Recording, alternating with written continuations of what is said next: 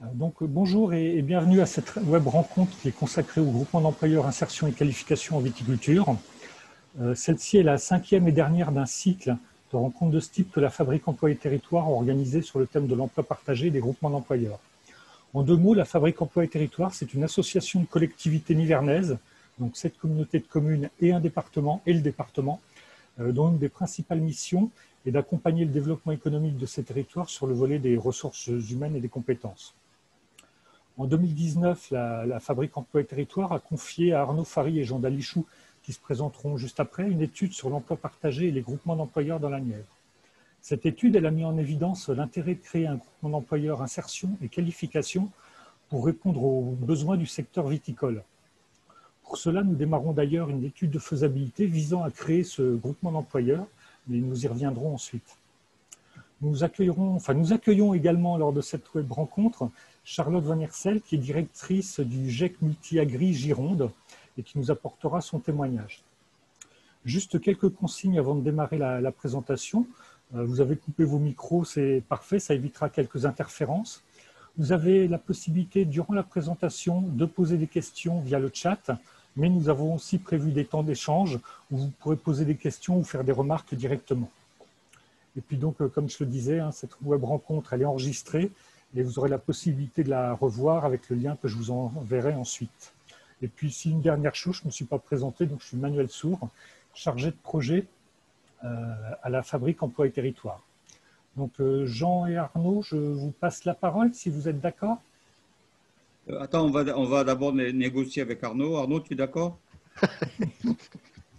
Donc, oui, bonjour à tous. Merci d'avoir pris du temps dans cette, on va dire, dans cette période encore compliquée pour venir échanger avec nous sur le projet de GEC dans le secteur viticole. Donc, moi, je suis Jean Dalichou.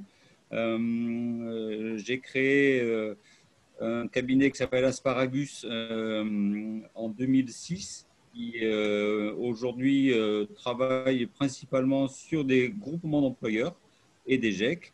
Et puis, avant, j'ai été secrétaire général du réseau qui, à l'époque, s'appelait le CNCEGEC. Donc, ça fait à peu près donc un peu plus de 20 ans maintenant que je suis dans le dispositif des GE et des GEC. Et donc, effectivement, comme le disait Manuel, avec Arnaud, nous travaillons depuis un peu plus d'un an donc, sur la Nièvre pour voir comment l'emploi partagé pourrait être une solution possible pour booster l'emploi.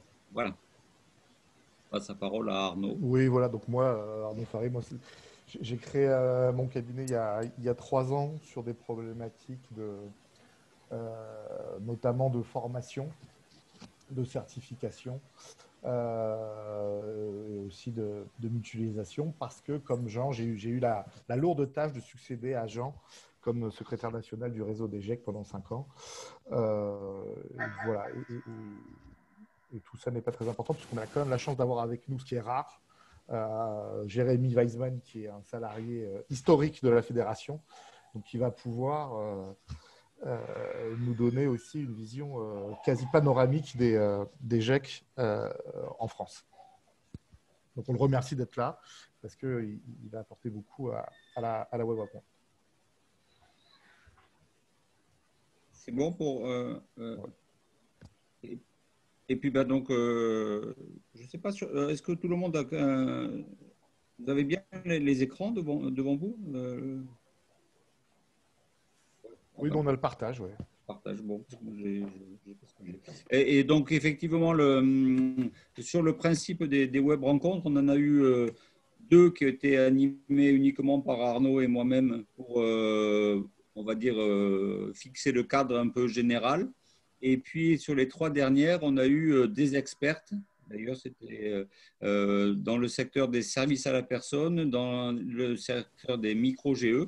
Et aujourd'hui, donc, dans le secteur agricole, Charlotte Van Hersel du GEC Multi-Agri près de Bordeaux. Peut-être vous voulez vous présenter rapidement Oui, pas de souci. Donc, comme vous l'avez dit, Charlotte Bournier-Russell, directrice d'un GEC Multi-Agri 33. J'y reviendrai, mais multi-agri parce qu'effectivement, on travaille avec les différentes filières agricoles qui sont représentées sur notre territoire girondin, bien connues pour la viticulture, mais pas que. Voilà, on a aussi des grandes cultures, des maraîchers, des paysagistes. Donc, voilà, les membres du conseil d'administration ont souhaité au démarrage du GEC avoir un GEC agricole voilà, au sens très très large de la fourche à la fourchette. Et donc, en quelques mots sur mon parcours, je suis issue du milieu agricole avec avec une formation d'ingé agri il y a quelques années de ça. Ensuite, travaille dans la structuration de filières agricoles. Puis, j'ai collaboré au sein de l'UNEP, qui est un syndicat du paysage, en tant que délégué régional. Et enfin, j'ai porté l'étude de faisabilité du GEC multi-agri, donc en tant que voilà, porteuse de projet, et qui a permis d'aboutir à la création du GEC en 2015. Voilà, en quelques mots. Ok, merci. Donc, avant de démarrer concrètement, juste quelques rappels sur ce que sont les GEC et les GE. Donc, en fait, Juste une petite question, est-ce que c'est possible de faire de savoir un peu qui est présent au-delà des intervenants, parmi les exploitants agricoles, les viticulteurs peut-être, savoir un peu qui est dans le tour de table d'aujourd'hui? On peut faire un tour de table, effectivement, si vous le souhaitez. Nathalie, vous voulez bien commencer? Alors, Nathalie Prieur, en fait, je suis la directrice de la Fédération des unions viticoles du Centre et je suis basée géographiquement sur le vignoble de Sancerre. Donc, Jérémy, vous vous êtes présenté ou je vous en prie, allez-y. Bonjour, ouais, Arnaud m'a présenté rapidement. Je suis Jérémy Weveman, je suis chargé de mission à la Fédération française des GEC, en charge de l'animation du comité régional des GEC Bourgogne-Franche-Comté et de la coordination de l'animation des porteurs de projets également au niveau national et en particulier en BFC. Sophie, je ne prononce pas votre nom parce que je ne sais pas comment il se prononce. Messi ou Meussi?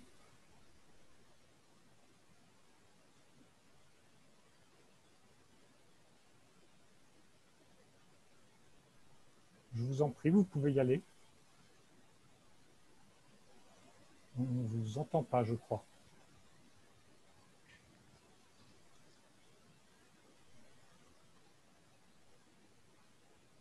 Frédéric, est-ce que vous voulez bien vous présenter? on n'a pas le son. On n'a pas votre son, Frédéric. Oui. Allô, oui, ça y est. Donc, Frédéric Lajeunesse, collaborateur de Nadia Sologroup, sénateur de la Nièvre. Je suis là en tant qu'observateur. Nous avons le domaine de Maltaverne. Nolwenn Volant, je crois.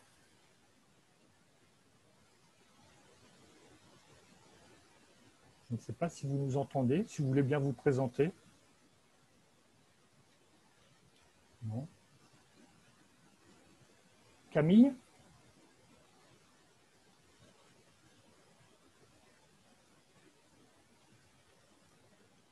Camille, on ne vous entend pas.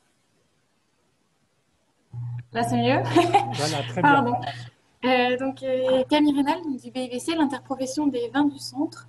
Je suis là aussi en tant qu'observatrice et je travaille avec Nathalie Prieur. Alors, Gwendoline. Oui, bonjour, Gwendoline Crété, donc chargée de ressources humaines pour un groupement d'employeurs multisectoriel en Bretagne, le groupement d'employeurs JOSE. Et on s'interroge sur la création ou non d'un GEC. Donc voilà notre participation aujourd'hui. Merci. Madame Michaud, je crois. Oui, bonjour. Donc Marielle Michaud, moi je suis exploitante sur le vignoble de Pouilly-Fumé Et j'ai un autre domaine également sur les côtes de la Charité, donc dans la Nièvre. Et voilà, donc je me pose des questions en matière d'emploi et donc sur le fonctionnement d'un groupement d'employeurs.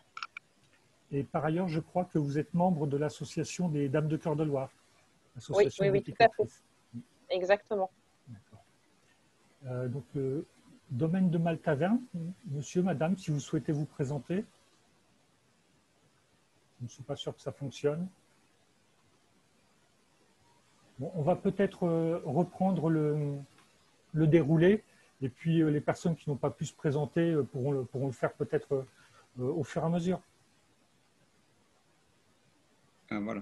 Voilà. Sur le... On a le domaine de Maltaverne qui a des petits problèmes techniques, mais effectivement, qui confirme qu'elle est bien connectée, qu'elle est une vigneronne sur le domaine de Maltaverne en Pouilly-Fumé. Tu connais bien Marielle. Ouais. Merci. Donc, Jean, je te redonne la parole. Oui, alors on a été... Donc, voilà. Le groupement d'employeurs pour l'insertion et la qualification, c'est d'abord une déclinaison du dispositif prévu par le Code du travail, qui est celui des groupements d'employeurs. Donc là, vous avez un collectif d'entreprises qui va créer un groupement d'employeurs, tout simplement, si je puis dire, soit sous forme associative, soit sous forme coopérative, mais c'est marginal, sous la forme coopérative. Donc le groupement d'employeurs va embaucher les personnes, les salariés, et les mettre à disposition des adhérents en fonction des besoins. Voilà, donc c'est quelque chose qui est, cette relation tripartite qui est relativement simple à énoncer, qui est un dispositif qui existe depuis plus de 35 ans dans le Code du travail et qui a trouvé sa source, je dirais, dans le monde agricole, hein, puisque les agriculteurs avaient l'habitude de prêter le matériel au sein des CUMA. Et du coup, après les CUMA, ils ont poussé la réflexion pour aller vers le prêt de personnel. Au démarrage, on était sur un dispositif qui était limité. Aujourd'hui, au fil des années, le dispositif des groupements d'employeurs et des GEC, c'est vraiment comment dirais-je, développé. Hein. On peut être membre de plusieurs groupements d'employeurs, on peut être membre d'un groupement d'employeurs, quelle que soit la taille de la structure, des collectivités territoriales peuvent l'être. Enfin voilà, donc aujourd'hui, c'est ce dispositif-là qui se développe. Et dans ce cadre, c'est ce qu'on a vu lors de la présentation des groupements d'employeurs micro-groupements, il y a un certain nombre de dispositifs. Et aujourd'hui, on va plutôt rester sur le projet de GEC, donc qui est la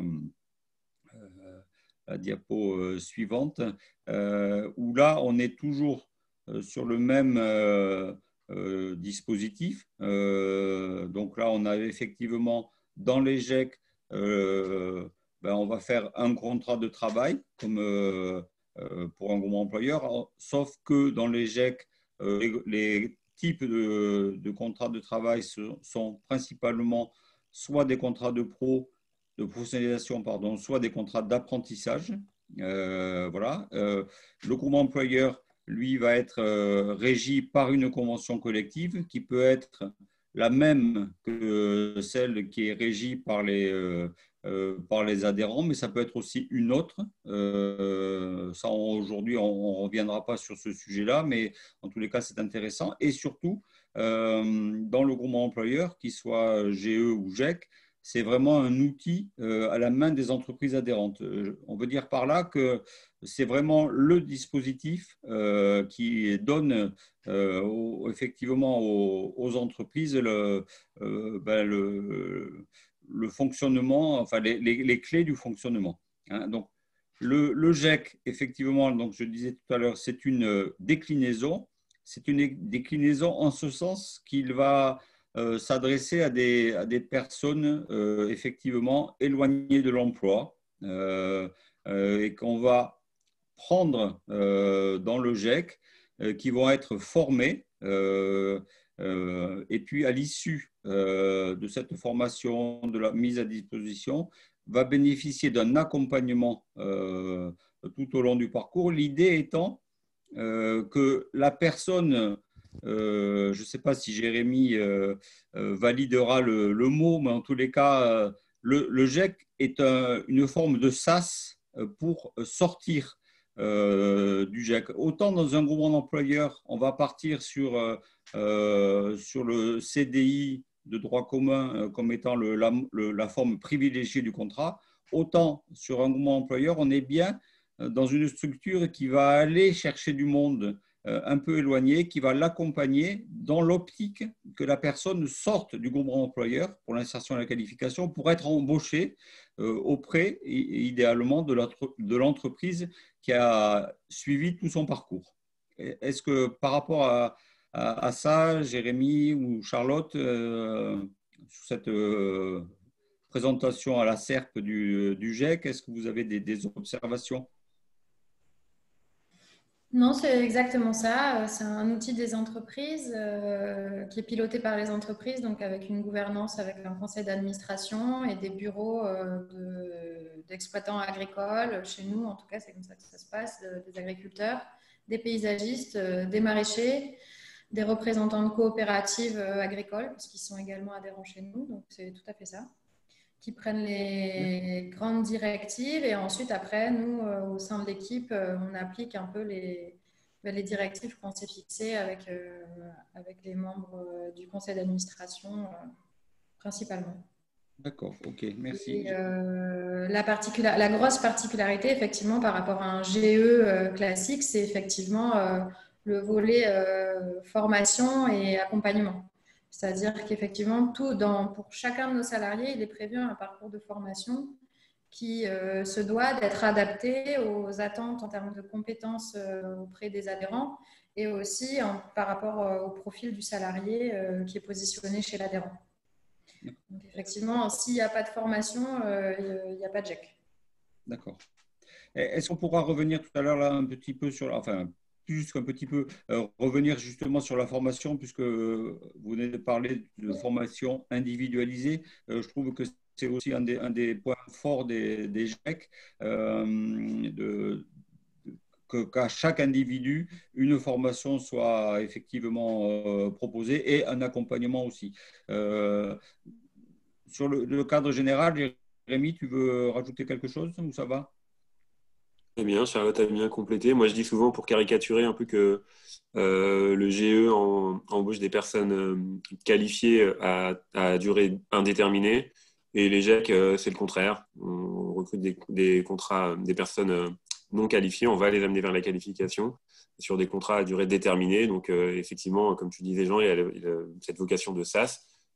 Les salariés ont vocation à être embauchés ensuite idéalement par les entreprises adhérentes, mais en tout cas embauchables à l'issue du parcours GEC. Et d'un point de vue un petit peu national, je dirais sur les personnes qui sont sorties l'an dernier de parcours GEC, en termes d'embauche dans les entreprises, tu as peut-être des statistiques? Alors, pas sous la main là, mais effectivement, moi quand je parle de GEC aussi, je parle souvent de résultats, puisque c'est aussi la force du réseau. C'est qu'en termes de sortie vers l'emploi, alors j'ai pas de chiffres, mais les données sont relativement stables d'une année sur l'autre, et ce depuis plusieurs années. On a des taux d'obtention de qualification qui sont autour de 80% et des taux de sortie vers l'emploi autour de 70%, donc, avec des années plus ou moins fortes, mais on est toujours sur ces taux-là. D'accord. Bon, donc, c'est effectivement un outil, compte tenu des profils des personnes et des résultats obtenus. C'est bien effectivement un outil particulièrement adapté pour mettre des gens à l'emploi, des gens qualifiés.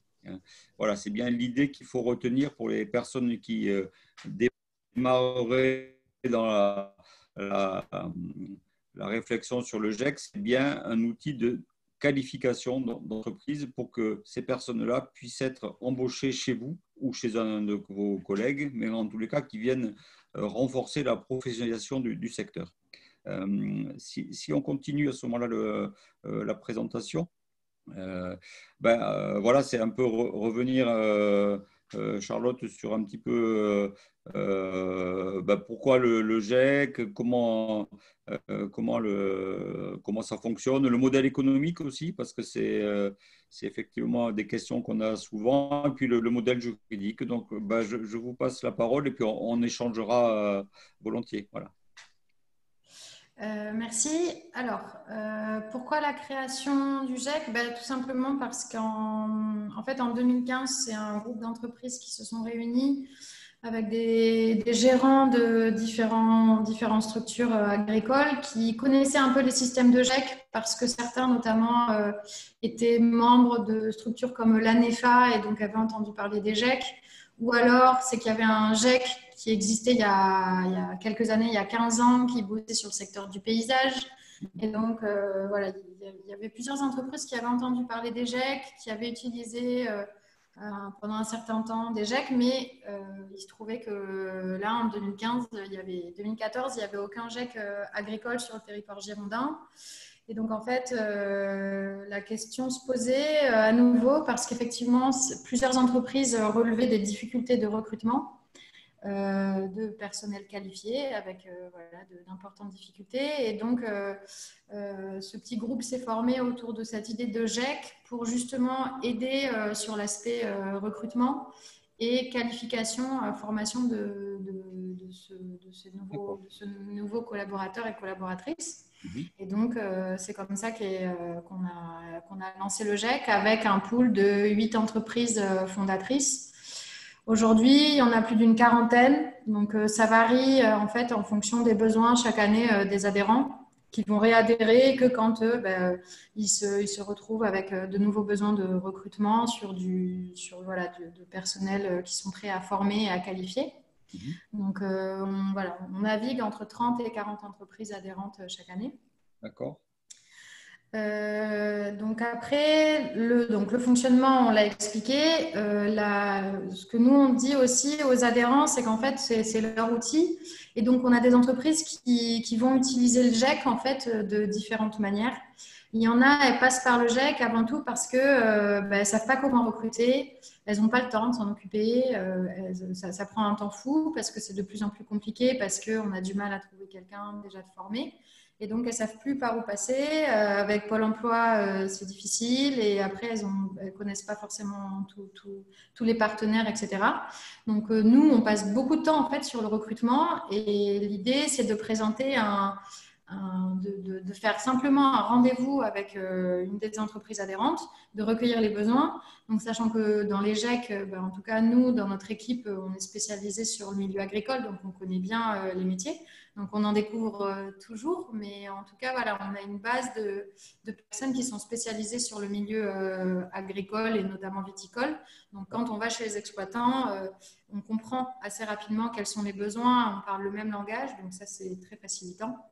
On définit avec eux le poste, l'offre, quelles sont leurs attentes. Et ensuite, nous, on s'occupe de toute la diffusion des offres d'emploi.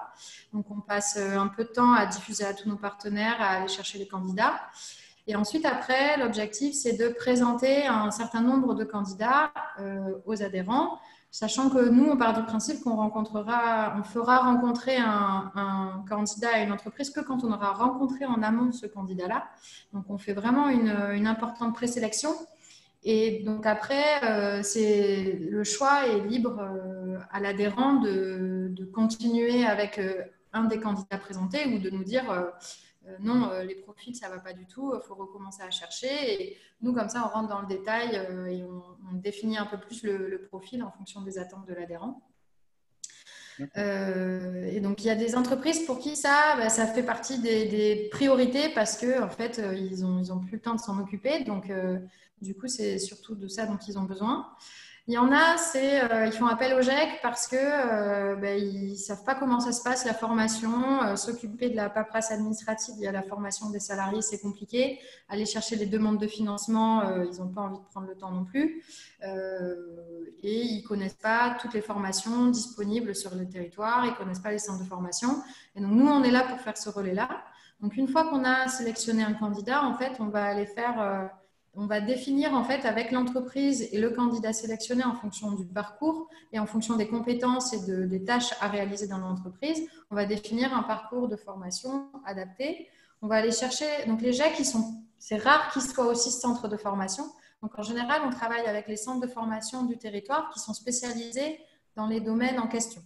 Et donc du coup, on va aller chercher la formation de tractoriste, on va aller chercher le CACES, on va aller chercher le certificat nécessaire et nous, on passe pas mal de temps aussi à s'accorder sur un calendrier de formation parce qu'effectivement, dans le milieu agricole, on a une certaine saisonnalité et donc si on dit à nos adhérents que pendant les vendanges, le salarié ne sera pas là, il sera en formation justement pour apprendre ce que c'est que les vendanges, ça ne marche pas. Il faut que pendant les vendanges, le salarié il ait été formé en amont. Faut qu'il ait acquis certains savoir-faire et les gestes techniques en amont. Donc, nous, on est là aussi pour faire le lien avec les centres de formation pour arriver à mieux organiser les formations dans un calendrier qui correspond à la saisonnalité de nos adhérents. Excusez-moi, pour que je comprenne bien, ça veut dire qu'il y a autant de formations que de salariés. C'est-à-dire, est-ce que c'est de la formation individualisée ou est-ce que c'est de la formation par groupe? Enfin, comment ça se passe? Donc après, ça c'est propre à notre GEC, c'est que en fait on s'organise avec les centres de formation pour que la formation soit la plus adaptée à notre salarié chez tel viticulteur. Et donc on se retrouve avec pour chaque salarié effectivement un parcours de formation individualisé. Pour autant, on sait très bien que les centres de formation, ils ne peuvent pas faire une formation pour un seul salarié. Donc en général, les salariés, ils intègrent des groupes qui existent. Et donc, nous, on est là en fait pour faire ce lien-là avec les centres de formation. Après, sur certains métiers, on arrive à avoir des groupes assez conséquents, un nombre de salariés assez conséquent, avec à peu près les mêmes besoins et du coup sur des calendriers à peu près similaires. Et dans ce cas, on arrive à former des groupes.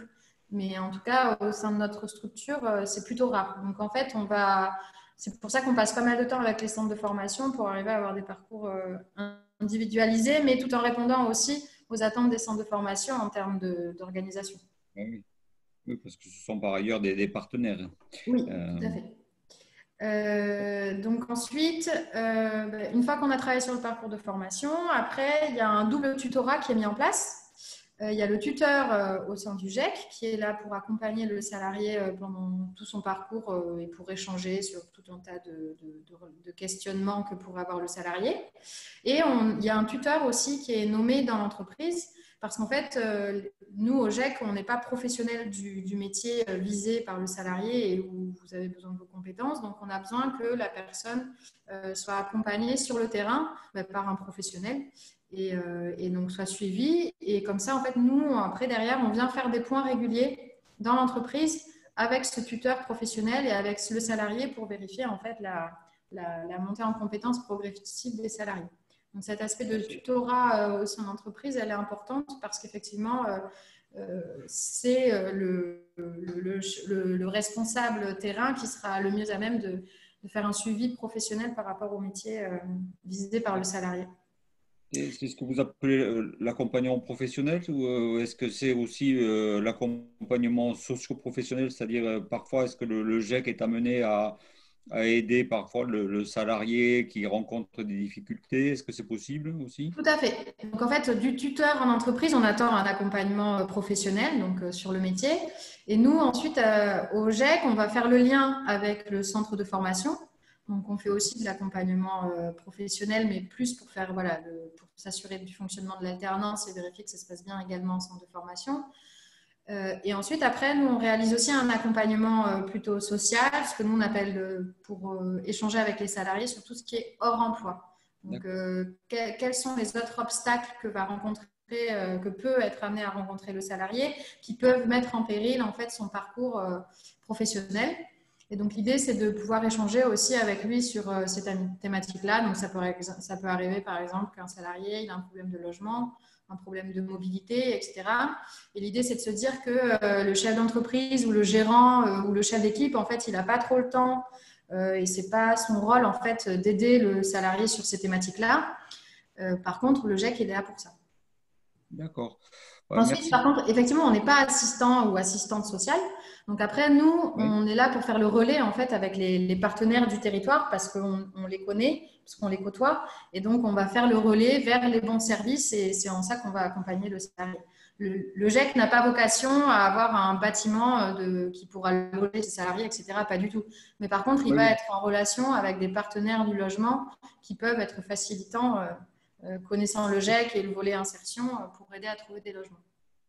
D'accord. Ben, merci beaucoup là, pour la présentation de l'organisation du travail. Donc, du coup, ce qu'on comprend, c'est que le GEC est l'employeur des salariés et ils sont mis à disposition donc des structures et ils vont aussi en formation. Du coup, le modèle économique du GEC, il fonctionne comment Donc en fait, le GEC, donc lui, paye les salaires aux salariés, qu'ils soient en formation ou qu'ils soient en entreprise. Et ensuite, après, il refacture le temps de travail du salarié dans l'entreprise aux adhérents, D'accord. à hauteur du temps passé.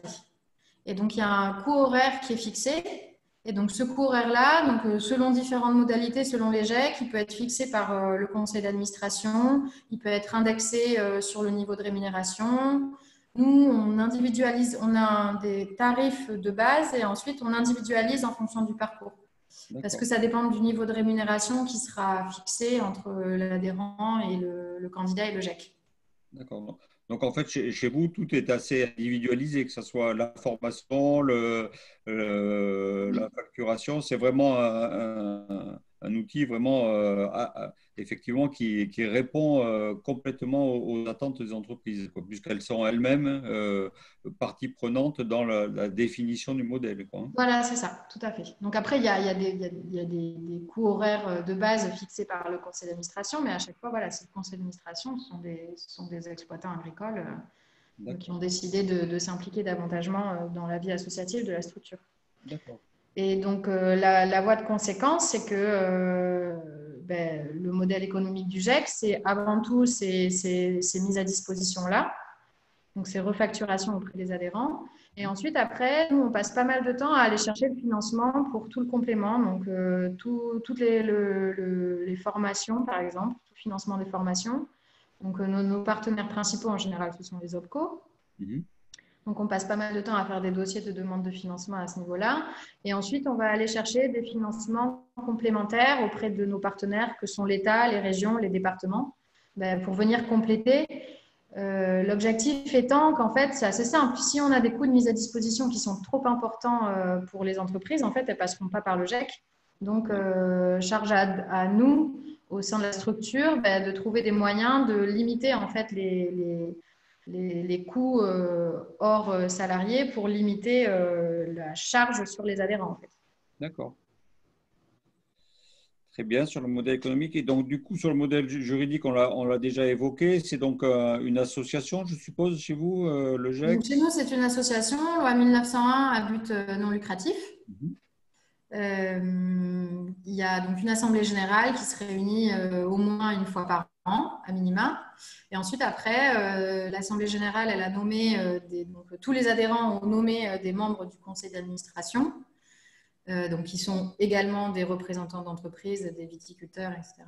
Et ensuite, ce conseil d'administration a nommé des membres du bureau, donc qu'on voit un peu plus régulièrement. D'accord. Oui, donc ça veut dire aussi ce que je mettais là, ce qu'on mettait, implication des adhérents, c'est-à-dire que c'est vraiment une structure dans laquelle ils sont eux-mêmes impliqués. Je veux dire par là que c'est pas quelque chose dont on enfin, le GEC, c'est pas une prestation de service de droit commun, si je puis dire. C'est aussi leur propre outil. Et ils en font effectivement. Ce qu'ils veulent dans le cadre fixé par l'État sur ce qu'est un GEC aujourd'hui. Voilà. Moi, j'ai aussi mes petites formules. Hein. Je dis souvent que le GEC, c'est un outil plastique où effectivement les adhérents en fonction de la réglementation spécifique, je dirais, des GEC, permettent d'avoir des modes de fonctionnement différents. Mais enfin, en tout cas, le vôtre me semble être particulièrement intéressant. Merci là pour cette présentation. Je vois qu'il y a quelques questions. Oui, je vais les résumer peut-être Juste il y a des questions autour de la nature du GEC et des publics. Donc, sous le contrôle de Jérémy et ce qu'a dit Charlotte, donc le GEC est effectivement une structure qui est dédiée à des publics éloignés de l'emploi. Il y a une labellisation et un process annuel qui est géré par la Fédération des GEC et par le ministère du Travail. Donc, on ne peut pas s'appeler GEC si on n'a pas le droit d'utiliser cette appellation. Et il y a effectivement des critères qui sont analysés au niveau national, dont effectivement la nature des publics, la formation. Jérémy l'a dit, l'importance de l'obtention des qualifications et des sorties vers l'emploi.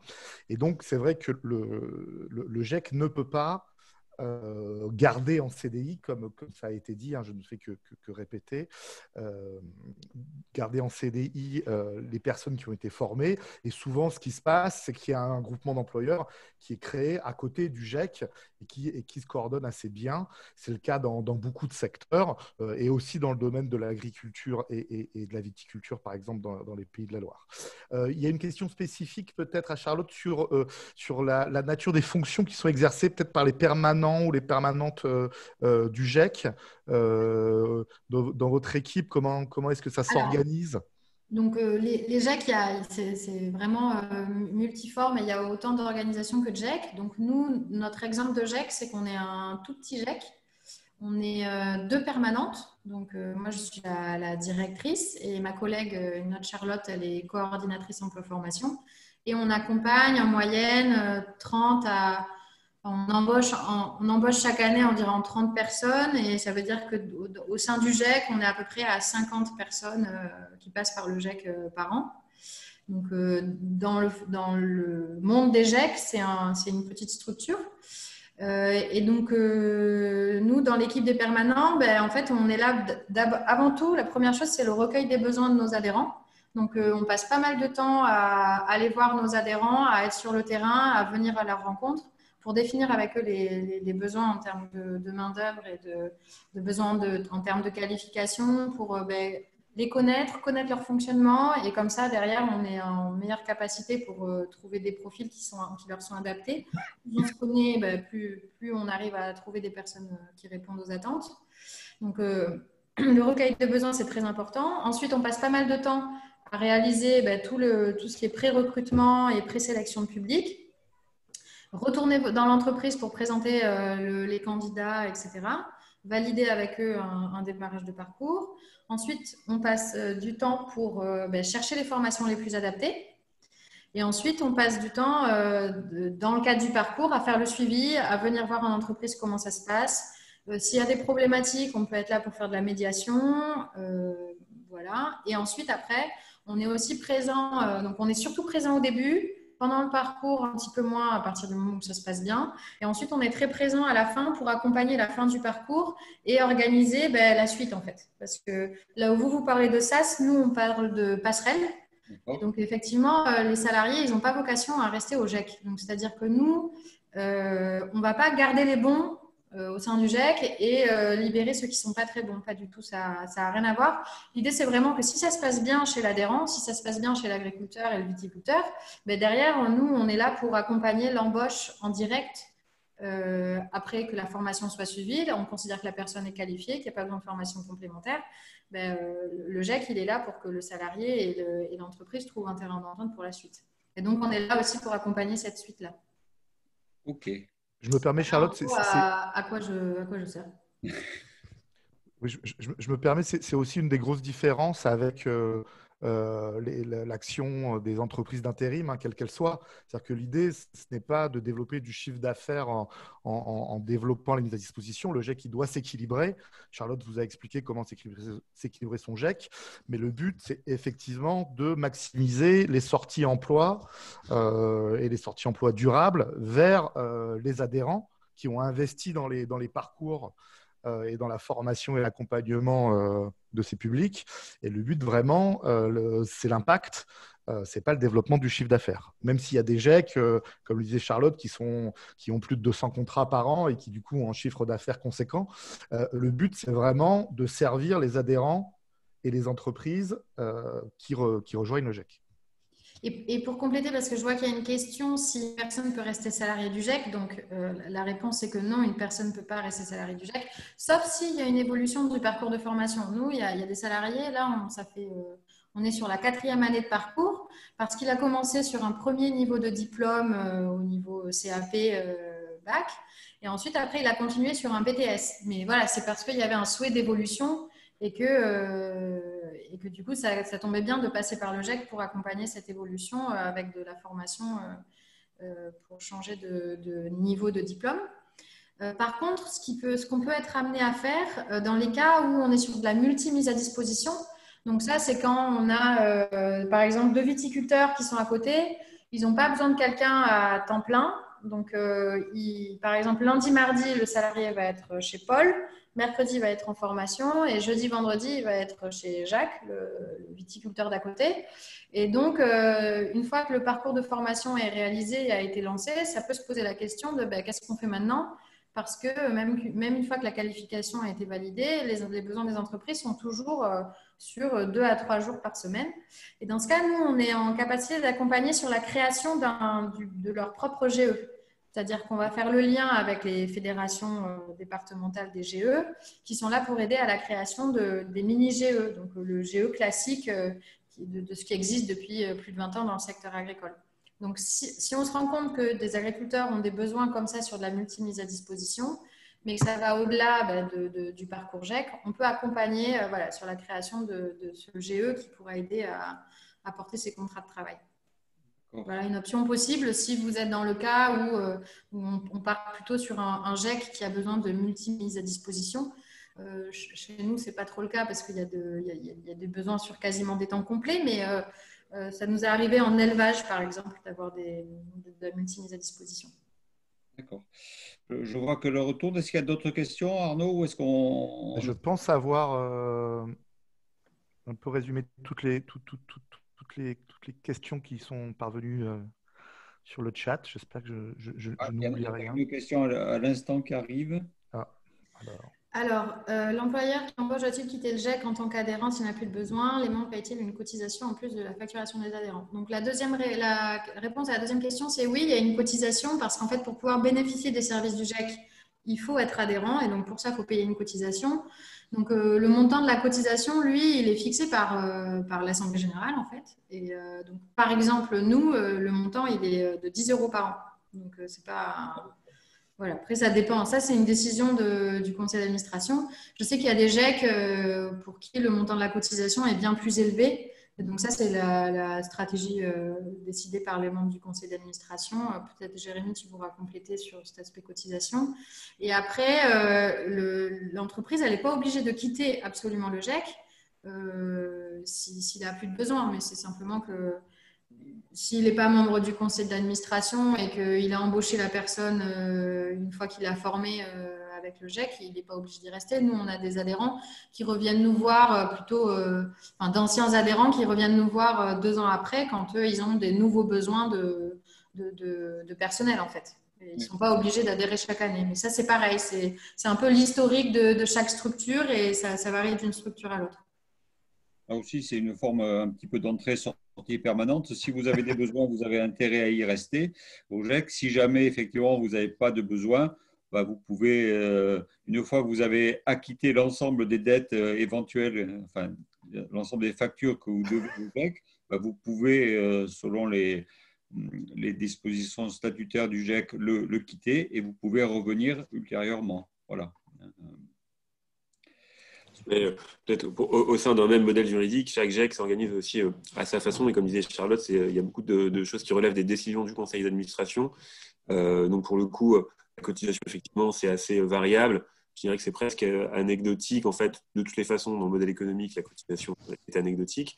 Et ensuite, c'est plus le fait de formaliser l'adhésion qui, pour le coup, est obligatoire.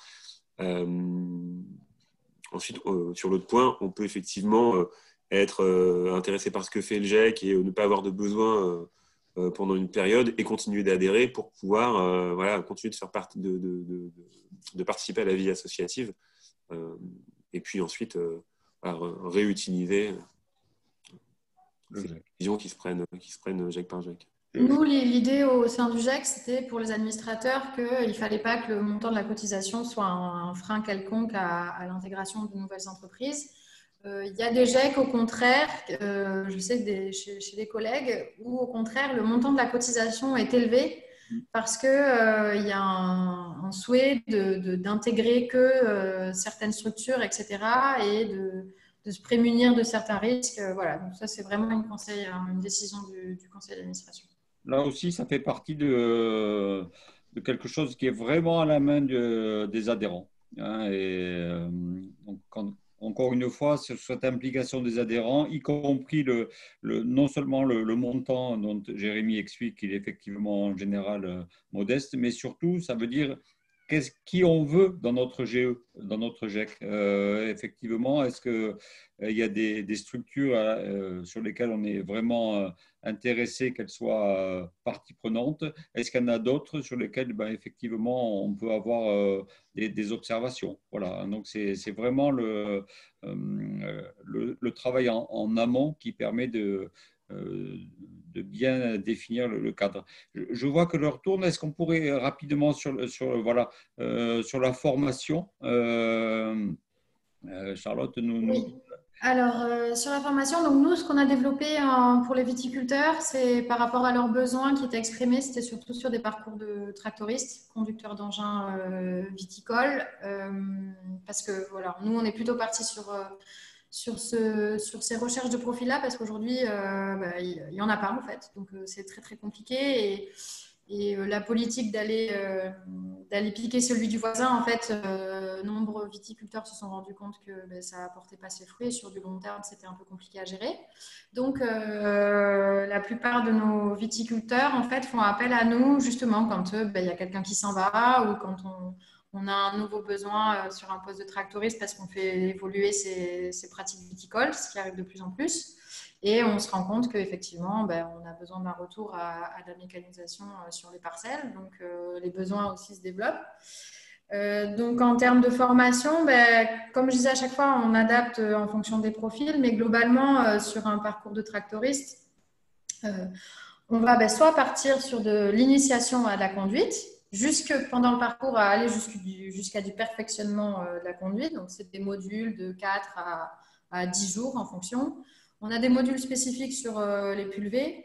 Ensuite, on a le certifito obligatoire. On a un gros volet aspect sécurité. Donc, on va faire passer des CACES pour l'utilisation d'engins. On va faire passer le sauveteur secouriste au travail, donc le SST, qui est une habilitation nécessaire. On ajoute souvent de la formation de soudure dans les parcours parce qu'en fait, quand on est conducteur d'engin, on se retrouve également à faire l'entretien du matériel. Donc, on a des formations sur de l'entretien de matériel également, sur de la soudure. On peut être amené aussi à faire passer des habilitations électriques parce qu'effectivement, quand on se retrouve à faire l'entretien de ces véhicules ou de tout engin, on se retrouve à faire des réparations et donc on peut être amené à gérer l'électricité. Donc, on ajoute ça également. Et ensuite, après, donc, selon les besoins, la durée du parcours va évoluer. Donc, c'est minimum 6 mois de parcours dans lesquels on va intégrer du temps de formation. Ça peut aller jusqu'à 24 mois. 24 mois, ça va être sur des parcours diplômants. 6 mois, on n'est pas obligé d'aller, c'est pas possible d'aller sur des parcours diplômants, des parcours de diplôme chez nous de 6 mois, ça n'existe pas. Donc, si on est sur un parcours un peu court comme ça, on va aller piocher des compétences particulières. Et donc, nous, on est sur des parcours qu'on appelle des passeports compétences. Donc, il n'y a pas de diplôme à la clé. Par contre, il y a une reconnaissance dans la convention collective. Et ensuite, après, selon les parcours, on peut aller un peu plus loin en développant aussi des compétences complémentaires, notamment la taille. Aujourd'hui, on n'a pas beaucoup de viticulteurs qui ont besoin d'une personne qui soit sur son tracteur 12 mois dans l'année. Par contre, quelqu'un qui ait la polyvalence et qui soit en capacité d'être sur son tracteur, de faire la pulvée, de faire les traitements, puis derrière, qui va être en capacité de gérer tout l'entretien de son matériel pour limiter un peu les venues avec les concessionnaires et les garages, et qui derrière peut aussi descendre de son tracteur pour aller faire un peu de taille, ben, je peux vous dire que les viticulteurs, ils sont très contents. Donc, on rajoute souvent une formation complémentaire sur la taille, voilà, en fonction de la durée du parcours et de ce qu'attendent les viticulteurs, quoi. On a quelques viticulteurs qui cherchent vraiment des postes spécialisés. Voilà, ça dépend un petit peu des attentes. D'accord. Donc, on voit un premier exemple chez vous. Un autre exemple qu'on a récupéré cet après-midi sur le GEC Agri-Calif 44 et 49, qui lui, effectivement, alors, qui est plus ancien, qui doit avoir plus de 10 ans d'âge, voilà, qui effectivement, lui, a monté en fait sa propre formation. Vous le voyez avec un certain nombre de besoins spécifiques, hein, cycle de la vigne et agronomie, mécanique d'engin, maintenance de premier niveau, soudure, technique de vinification et communication en équipe. Donc là aussi, c'est effectivement quelque chose d'aspect assez spécifique à ces deux GEC. Enfin oui, c'est un GEC voilà, en Pays de la Loire, avec voilà, la capacité aussi, ce qu'évoquait tout à l'heure Charlotte, la capacité à travailler avec les organismes de formation du terrain pour aller sur des parcours un peu nouveaux, pour amener dans le métier des gens qui sont vraiment formés. Et d'ailleurs, vous voyez les chiffres dans ces GEC-là. 2 tiers des salariés GEC sont embauchés dans les exploitations à l'issue de leur parcours GEC. Donc voilà, c'est quand même quelque chose qui mérite d'être souligné compte tenu de ce qu'on a évoqué tout à l'heure sur les publics liés au parcours GEC. Voilà. C'était un autre exemple qui nous paraissait important de valoriser. Arnaud, sur la formation. Oui, ce qu'on peut noter, c'est qu'effectivement, et c'est important de le dire parce qu'on est en phase d'études de faisabilité sur le territoire, c'est que en fonction des besoins, le GEC peut s'adapter avec très très souvent une dimension très forte sur l'adaptation de la formation. Donc ça peut être vraiment du sur-mesure comme nous l'a dit Charlotte. Ça peut aller dans certains cas jusqu'à des parcours spécifiques de 250 heures avec de la formation sur site. Puisque le GEC Agri-Calif 44-49 travaille aussi avec des parcours de formation et avec un OPCO qui permet de financer de la formation et de l'acquisition de compétences dans les exploitations viticoles elles-mêmes. Ça peut être des choses plus classiques, comme c'est le cas en Occitanie avec le GEC viticole occitan, qui lui met beaucoup de formation pour viser un CQP. Avec 630 heures de formation, donc d'ouvriers viticoles. Vraiment, l'idée, c'est que le collectif ait la capacité à signer des contrats, beaucoup de contrats par rapport à une exploitation toute seule et à pouvoir travailler sur la durée, fait que le GEC arrive à modifier les pratiques de formation au sein des entreprises, au sein du territoire, qu'il arrive à solvabiliser souvent des parcours qui ne sont pas nécessairement solvables quand l'organisme de formation le traite lui-même. Et donc que la création d'un GEC arrive vraiment à innover, et c'est une des raisons pour lesquelles les exploitations viticoles parient sur des publics sur lesquels elles n'auraient pas nécessairement parié, et c'est aussi la raison pour laquelle elles les embauchent et qu'elles arrivent aussi à être attractives pour des publics qui n'auraient pas nécessairement tout de suite pensé à la viticulture ou à l'agriculture. Donc on voit bien que le travail sur mesure de dentelle que fait Charlotte, mais que font les autres GEC, et quand c'est bien articulé avec les besoins des viticulteurs qui se lancent dans l'aventure, ça crée de la plus-value pour tout le monde. Voilà. Pour compléter, nous aussi, on valorise la formation pratique en entreprise. Ouais. Voilà, pardon. Enfin, les valorisations des gestes métiers sur le terrain, c'est la base de tout. Et j'ai envie de dire que la plupart du temps, les formations, voilà, ça s'apprend sur le terrain. Et en fait, les formations théoriques viennent compléter ce qui est vu directement dans l'entreprise. Et Donc, c'est aussi pour ça que c'est important d'avoir le tuteur et d'avoir ce suivi-là. Et après, par rapport au niveau de formation le plus courant, nous, sur la viticulture, on va être sur de la reconnaissance convention collective. On n'est pas sur des parcours diplômants, mais voilà, ça, c'est la spécificité en viticulture. Et après, sinon, dans notre GEC, on va du bac. On a fait une licence en viticulture. Ouais. On a fait ça une fois avec un salarié qui est venu avec un projet de formation. Et on a trouvé une entreprise qui était d'accord pour partir sur cette licence. Le salarié aujourd'hui est en CDI d'ailleurs chez l'adhérent. On a aussi des BTS, des bacs. Voilà, ça il y a vraiment de tout dans un GEC, il y a tous les niveaux de formation. Mais nous, en Viti, on est plutôt sur la reconnaissance convention collective que sur un parcours diplôme. D'accord. Est-ce qu'il y a d'autres questions sur la partie générale, que ce soit tout ce qu'a dit, et merci encore Charlotte, parce qu'on sait que la période est rude pour vous. Donc, est-ce qu'il y a des questions complémentaires que vous souhaiteriez poser à Charlotte ou Jérémy est-ce qu'on a fait le tour de… Est-ce que ça vous a un petit peu plus éclairé sur le projet? Enfin, allez-y. Hein.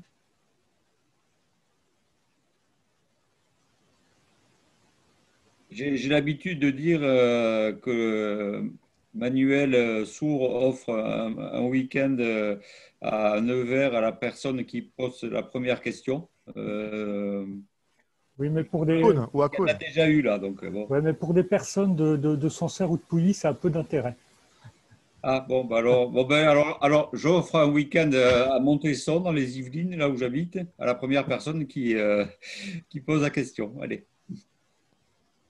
Ceci dit, bon, blague à part, c'est 18 heures. Peut-être qu'effectivement, on a fait le tour parce que j'ai trouvé que les interventions étaient vraiment pertinentes et répondaient bien à la présentation qu'on pouvait attendre d'un GEC très concrète pour montrer qu'effectivement, par rapport à un cadre qui peut paraître un petit peu, on va dire, prévu par le Code du travail, etc., et bien quand même, sur chaque territoire, on arrive à mettre en place des organisations qui répondent aux besoins des structures. Et ce que je trouve aussi intéressant, c'est que la philosophie de la Fédération française des GEC, lors de la labellisation, n'est pas de dire il faut que tout le monde soit sur la même effectivement mode de fonctionnement. Il y a quelques impératifs pour être GEC, mais par ailleurs, on peut quand même aller sur des publics un peu plus élevés. Hein. Les derniers publics que Charlotte visait sont quand même des publics déjà formés. Donc, je trouve aussi que voilà, on est sur quelque chose qui apporte vraiment sur un secteur vraiment beaucoup de professionnalisation et de qualification. Voilà. J'aurais peut-être une question à Jean et Arnaud, qui est un peu orientée, hein, j'avoue. Est-ce qu'on peut imaginer prochainement la création d'un GEC pour les exploitations viticoles du centre Val-de-Loire? Où est-ce qu'on en est par rapport à ça? Vas-y Arnaud. Bah, écoute, Juste me permets de vous couper parce que je vais devoir y aller. J'ai pas fini mes bulletins de paye pour les salariés. Ah, bon alors. Moi, j'ai juste une petite question pour vous, justement. Comment vous faites il me semble qu'on peut avoir seulement 2 apprentis, enfin, on peut être tuteur seulement de 2 apprentis. Comment vous faites si vous n'êtes que 2 sur la structure? Vous êtes tuteur de plusieurs? Là, si je peux me permettre, si Charlotte est vraiment pressée, je vais répondre. Il y a en matière de code du travail. Au revoir Charlotte et merci beaucoup. Au revoir. Merci Charlotte. Bonne continuation. Merci. En matière de double tutorat, le Code du travail permet en matière de contrat d'apprentissage et de contrat de professionnalisation ce qu'on appelle justement le double tutorat, où il y a une répartition. Le tuteur du GEC n'est pas tenu, lui, d'avoir les mêmes nombres de salariés suivis, ni les qualifications, etc., que le tuteur professionnel va avoir. Donc, le nombre maximum n'est pas restreint à 2, effectivement, voilà. pour un groupement d'employeurs. Merci. Alors Arnaud, tu avais une question posée par…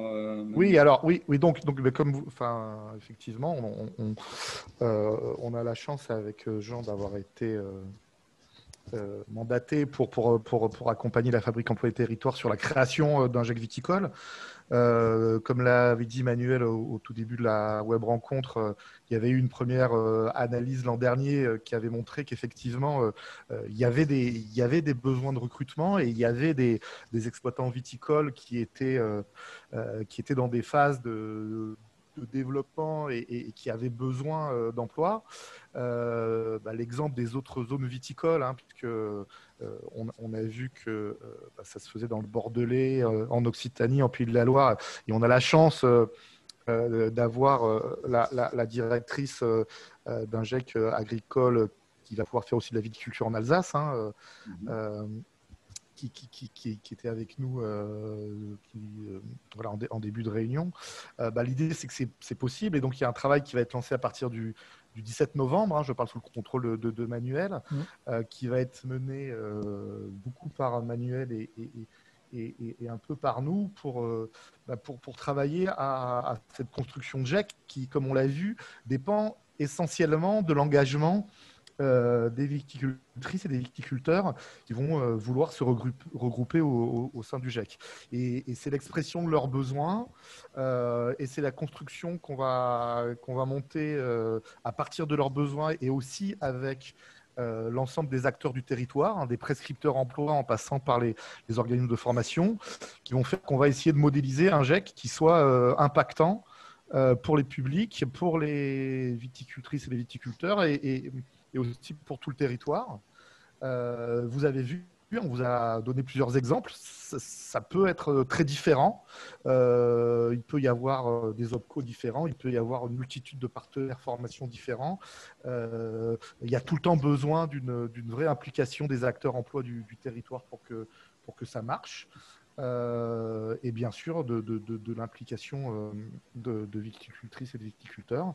Et l'idée, c'est de pouvoir essayer à horizon, je vais dire mars-avril, donc pas très éloigné. On ne sait pas comment le confinement va nous freiner ou pas, mais l'idée, c'est de pouvoir arriver à modéliser très vite un GIEC qui puisse démarrer.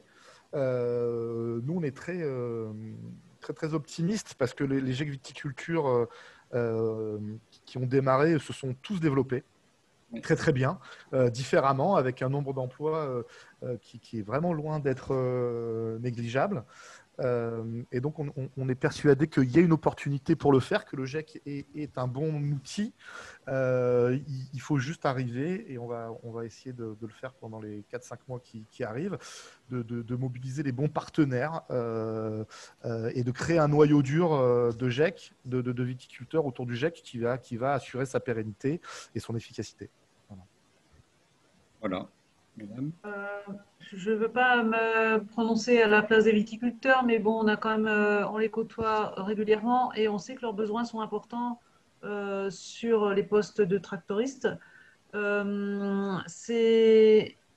pense qu'ils seront présents, enfin qu'ils répondront présents dans la mesure où la formation de tractoriste, c'est quand même quelque chose qui est pointu, où souvent ils ne peuvent pas le faire sur leur exploitation seule.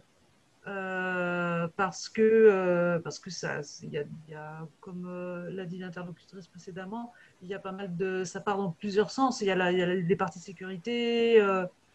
Voilà, il y a tout un tas de choses qui sont assez pointues sur la formation de tractoriste. Donc, je ne veux pas m'engager pour eux parce que c'est pas mon rôle, mais je ne suis pas inquiète sur le fait que vous trouviez au moins au départ quelques exploitations qui soient vraiment intéressées pour ça. Merci Merci beaucoup, c'est très encourageant. Oui, merci Nathalie. Non, mais effectivement, si on revient quelques années en arrière, très rapidement, si on revient quelques années en arrière, il y avait pour les vignobles du centre Val de Loire, enfin principalement Coteaux du Génois, Sancerre, Pouilly, en termes d'offres de formation, une offre très réduite. C'est-à-dire qu'il y avait des formations taille de vigne et ça s'arrêtait là. Avec les travaux qu'on a pu mener avec les différents partenaires ont permis qu'apparaissent, en plus de ces formations taille de vigne, des formations d'un niveau plus élevé, un BPREA, ensuite un brevet professionnel viticulture, de la formation de tractoriste, mais on se rend compte que ce n'est pas encore suffisant et puis que cette offre de formation elle n'est pas encore complètement en accord ou suffisamment adaptée aux besoins des exploitations. Et on pense qu'un GEC est un outil qui permet aussi non seulement de favoriser le recrutement, mais de favoriser le recrutement en formant beaucoup plus précisément en fonction des besoins et compétences des viticulteurs et viticultrices. Ok. Est-ce qu'on a fait le tour? S'il n'y a plus de questions ou de remarques, nous allons arrêter. Je vous enverrai donc dès demain le lien pour revoir cette web rencontre en ligne. Et puis si vous avez... Juste de dire que merci au nom d'Arnaud et moi, merci à Manuel pour avoir fait ces 5 web rencontres.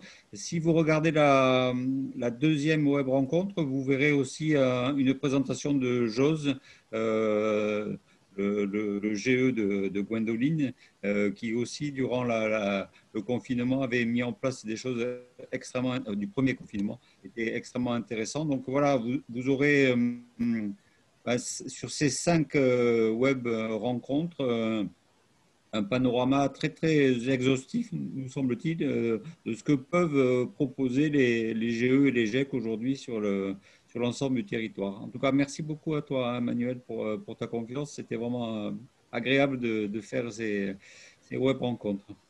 Au besoin, s'il faut qu'on en fasse d'autres, on en refera d'autres. Je voulais aussi remercier Jérémy pour sa participation et son intervention. Voilà. Merci à vous, à bientôt.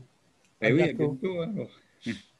Au revoir, merci à tous. Au revoir. À toutes et tous. Au revoir, bonne soirée à tous. Merci. Au revoir. Au revoir. Merci. Au revoir. Au revoir.